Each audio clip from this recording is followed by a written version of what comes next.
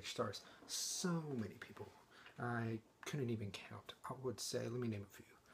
We got Joel Edgerton, Benedict Cumberbatch, Kevin Bacon, 50 Shades of Grey, Dakota Johnson's in there. Even Stellan Skarsgård pops up from time to time. The cast is big. You even got freaking Parks and Recreation's Adam Scott, which was kind of weird. It's not a spoiler or anything. He doesn't talk at first, but eventually he gets a couple lines. I was like, what a waste of potential, but I'm glad they changed that. But let's go on to the main member, the meat of this film, which is Johnny Depp. A lot of people have been saying that, is he back? Is he back to that form he used to be? And yes, he has. I can honestly say he's back into his glory acting days. I'm glad to say that this was a good film, but also a great performance from him. He stands out. But the closest one that would probably rival his performance is Joel Edgerton. Those two were the best ones of the film. Wouldn't be surprised they're getting nominated, for the big statue at the Oscars. If they won't get nominated, they at least have to get some sort of consideration. But yes, they were the best parts of this movie.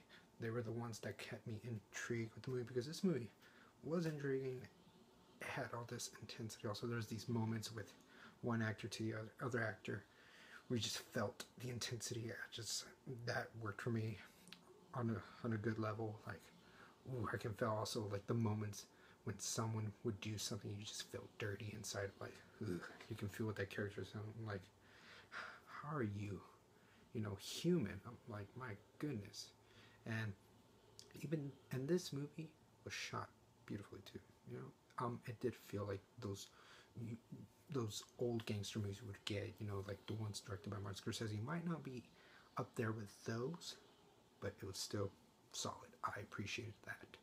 And then, who else should we talk about? Joel Edgerton. Joel Edgerton, he was also terrific in this film. He might, been like our, the guy we're supposed to like root for as like our protagonist.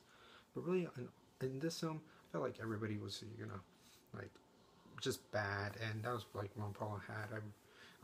As much as I loved the movie, I thought the story wasn't all as good as it could have been, even though it's based on a real story. But I don't know, like comparing it to like other movies, that's what holds me back. Also being a great gangster film is just the story was good, but I felt like it could have been better, and I didn't feel like we had a hero true for it, because all the people in this movie were just like bad guys, but they're good for what they were. And yes, even though like, let's say like the police drama, we would cut back to them, was alright. I wanted to see more what Depp could do, because this really, like, it's been a while since we've had a Johnny Depp movie. After all those movies with that makeup, like, my goodness, I think he spends time more with makeup than, your typical average female.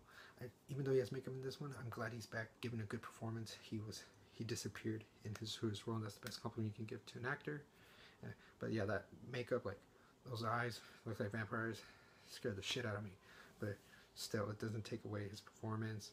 And yes, overall, I think you guys should check this out. Give it at least a matinee prize.